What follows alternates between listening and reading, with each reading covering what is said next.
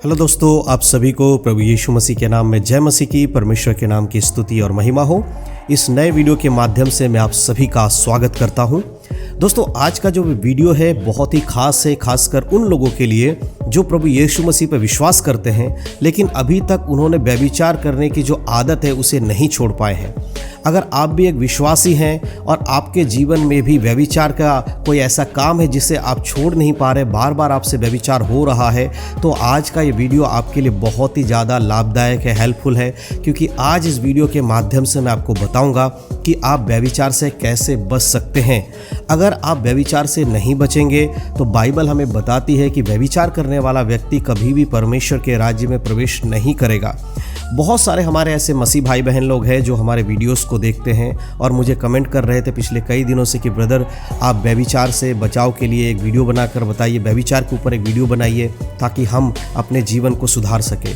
आज के समय में कलीसिया के अंदर, चर्च के अंदर बहुत सारे हमारे ऐसे नौजवान भाई बहन लोग हैं, शादीशुदा भाई बहन लोग हैं जो आज भी किसी दूसरे गलत रिश्ते के साथ जुड़े हुए हैं या उनके जीवन से आज भी व्यभिचार हो रहा है और वो अपने व्यभिचार से दूर होना चाहते हैं, लेकिन कई बार कोशिश करने के बाद भी वो व्यभिचार से दूर नहीं हो पा रहे। ऐसे लोगों के लिए बाइबल के वचनों से मैं आज आपको बताऊंगा कि आप ऐसे क्या करें जिससे आप व्यभिचार से दूर रह सके। लेकिन सबसे पहले मैं आपको बाइबल के कुछ वचन पढ़ के बताना चाहता हूं कि व्यभिचार के बारे में बाइबल क्या कहती है। अगर हम पढ़ते मत्ती रचित सुसमाचार उसके 5 अध्याय और उसके 27 आयत से लेकर, तो यहाँ पर प्रभु यीशु मसीह व्यभिचार के बारे में कहते हैं, तुम सुन चुके हो कि कहा गया था व्यभिचार ना करना, परंतु मैं तुमसे कहता हूँ कि जो कोई किसी पराई स्त्री पर कुदृष्टि डाले वह अपने मन में उससे व्यभिचार कर चुका। प्रभु यीशु मसीह ये बात कहते हैं कि पुराने नियम में मूसा के द्वारा ये व्यवस्था दी गई थी कि कोई व्यभिचार ना करे, फिजिकल रिलेशनशिप में ना आए, लेकिन यीशु मसीह उसको और अधिक कठिन करते हैं उस आज्ञा को और ये कहते हैं पहले के समय में तो सिर्फ व्यभिचार करने के बाद ही वो पाप माना जाता था, लेकिन आज के नए नियम के कलीसिया के लिए यीशु मसीह का क्या संदेश है, क्या आज्ञा है, वो देखिए। यीशु मसीह कहते हैं कि तुम सुन चुके थे, कहा गया था, लेकिन अब मैं तुमसे कहता हूं कि अगर कोई व्यक्ति, कोई पुरुष किसी पराई स्त्री पर कुदृष्टि भी डाले तो वो अपने मन में व्यभिचार कर चुका। तो आज के समय में व्यभिचार करने के लिए आपको फिजिकल रिलेशनशिप में जाने की आवश्यकता नहीं है, या आप किसी से शारीरिक संबंध बना रहे तो ही व्यभिचार होगा, वो तो व्यभिचार होता ही है। शारीरिक संबंध बनाना तो व्यभिचार की दृष्टि में ही, कैटेगरी में ही आता है। लेकिन प्रभु कहते हैं अगर तुमने अपने मन में गलत विचार भी किया किसी स्त्री को देखकर तो समझ लो कि तुम व्यभिचार कर चुके, अब तुम्हें फिजिकल करने की भी कोई ज़रूरत नहीं है। उसी प्रकार से इस वचन में एक पुरुष के बारे में कहा गया, लेकिन ये बातें पूरी तरह से एक स्त्री पर भी लागू है। अगर कोई ऐसी बहन है, हमारी मसीह बहन है, जो कि शादीशुदा है या बगैर शादीशुदा है, जिनसे शादी नहीं हुआ है, उनमें से अगर कोई किसी पुरुष को देखकर अपने मन में गलत विचार लेकर आती है तो वो भी व्यभिचार कर रही है। इसीलिए ये वीडियो पुरुष और महिला दोनों के लिए बहुत इंपॉर्टेंट है। तो परमेश्वर की आज्ञा क्या है? यीशु मसीह कहते हैं तुम्हें तो बुरा भी नहीं सोचना है।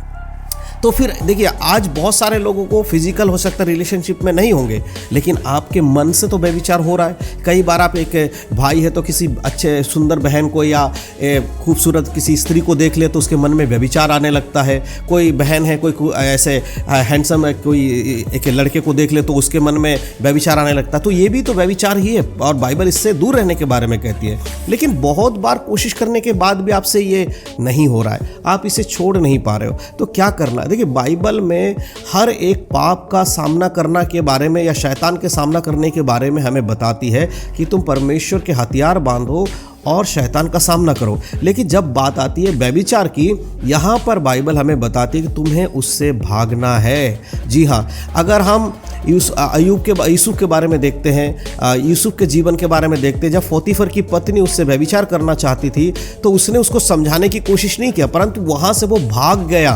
इसीलिए व्यभिचार से आपको भागना है। जो व्यक्ति व्यभिचार अगर आपके जीवन में हो रहा है, मान लीजिए कि आपको किसी चीज़ से व्यभिचार हो रहा है, आपको प्रार्थना करना, अगर मन में आपके व्यभिचार आ रहा है, तुरंत आपको प्रार्थना करते हुए अपने आप को कंट्रोल करते हुए पवित्र आत्मा से विनती करना कि हे पवित्र आत्मा, आप मेरी मदद कीजिए इस व्यभिचार से बचने के लिए।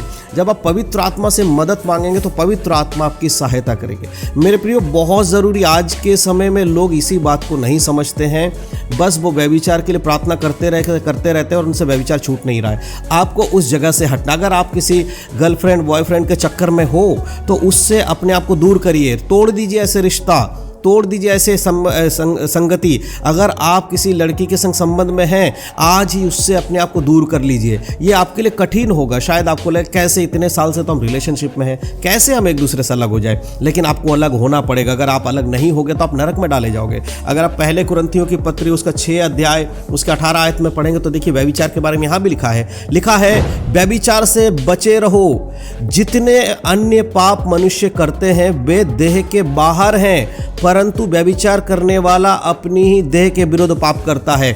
अगर कोई व्यक्ति पाप कर रहा है, दूसरे पाप कर रहा है, तो वो देह के बाहर है, लेकिन जो व्यक्ति व्यभिचार करता है वो अपने शरीर के विरोध में पाप कर रहा है। आपका शरीर पापी बना रहे हो आप, इसमें कोई भी एक्सक्यूज नहीं है कि मैं क्या करूं।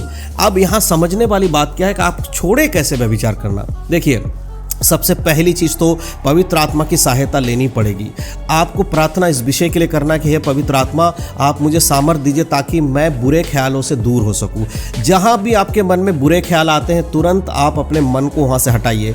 अगर आप फ़ोन देख रहे हैं, उसमें बुरे चीज़ें आ रही है, अगर एक फ़ोटो ऐसा गंदी फ़ोटो आपने देख लिया फ़ोन में, तो आप स्क्रॉल करके दूसरे गंदे फ़ोटो को देखेंगे, तीसरे गंदे फ़ोटो को देखेंगे। ऐसे करते करते आपके मोबाइल में लगातार ऐसी चीज़ों को आप देखते रहेंगे, आपकी आदत बन जाएगी। अगर आपके साथ ऐसा हो रहा है तो आप उस चीज़ को ब्लॉक कीजिए, उस फोटो को ब्लॉक कीजिए, उस वेबसाइट को ब्लॉक कर दीजिए ताकि दोबारा आपके मोबाइल में वो ना आए, इसीलिए ताकि आपको उसकी आदत ना पड़े। अगर आपने उसको इग्नोर किया तो बार बार आपके फ़ोन में ऐसी चीज़ें आएंगी और आप उसको देखेंगे, तो आपको उसको बंद करना है। दूसरी चीज़ कि आपके मन में जब भी किसी को देखकर गलत फीलिंग आती है, तुरंत आप अपने आप को वहाँ से दूर कीजिए। अगर आप किसी जगह जा रहे हैं और आपके मन में वो चीज़ आ रहा है, उस जगह से हट जाइए, कहीं और चले जाइए। अगर आपके चर्च में हो या कलीसिया में, घर में, कहीं पे भी ऐसी कोई चीज़ें आपके मन में आती है, व्यभिचार की बातें किसी को देखकर, अपने आप को उससे अलग करिए। इतना तो आपको करना ही पड़ेगा और कोई चारा आपके पास नहीं है। आप ये सोचेंगे कि नहीं जी हम तो प्रार्थना करते रहेंगे ठीक हो जाएगा, ऐसा नहीं ठीक होगा। व्यभिचार के लिए हमें प्रार्थना तो करनी है, लेकिन हमें उससे भागना है। और प्रार्थना इस बात के लिए नहीं करनी है कि मेरा व्यभिचार छूट जाए, तो कभी नहीं छूटेगा। प्रार्थना इस बात के लिए करनी है कि परमेश्वर हमें सामर्थ्य दे, हमारी बुद्धि को कंट्रोल करे और हमें बल दे ताकि हम इस सोच विचार को अपने अंदर से निकाल सके, क्योंकि व्यभिचार सोचने और विचारने से भी होता है।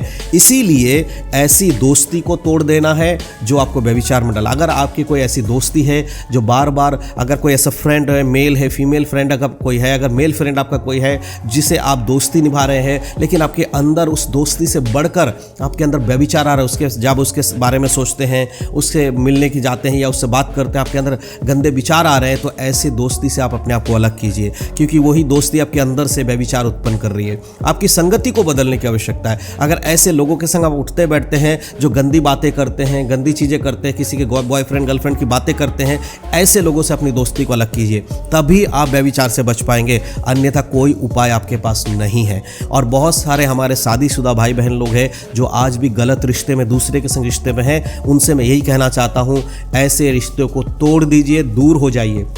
आपको परमेश्वर ने जो पति दिया उसके साथ वफादार रहिए, आपको परमेश्वर ने जो पत्नी दी है उसके साथ वफादार रहिए।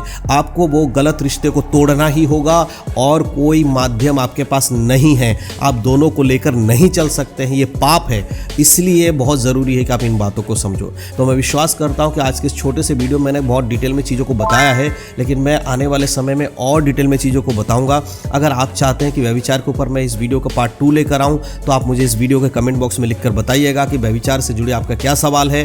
कमेंट बॉक्स में जितने ज़्यादा कमेंट्स आएंगे व्यभिचार से जुड़े हुए, उतनी जल्दी ही मैं वीडियो को दूसरा वीडियो बनाऊंगा। तो अगर आप चाहते हैं कि आपको और डिटेल में पता चले तो कमेंट करिए, कमेंट बॉक्स में लिख दीजिए आपका क्या क्वेश्चन है व्यभिचार से रिलेटेड। आने वाले वीडियो में जरूर उसको मेंशन करूंगा। इस वीडियो को शेयर करिए अपने मसीह भाई बहनों में, ताकि उन लोगों को भी व्यभिचार से बचने का तरीका पता चले। परमेश्वर आप सबको आशीष दे। यीशु मसीह के नाम में सबको जय मसीह की। God bless you.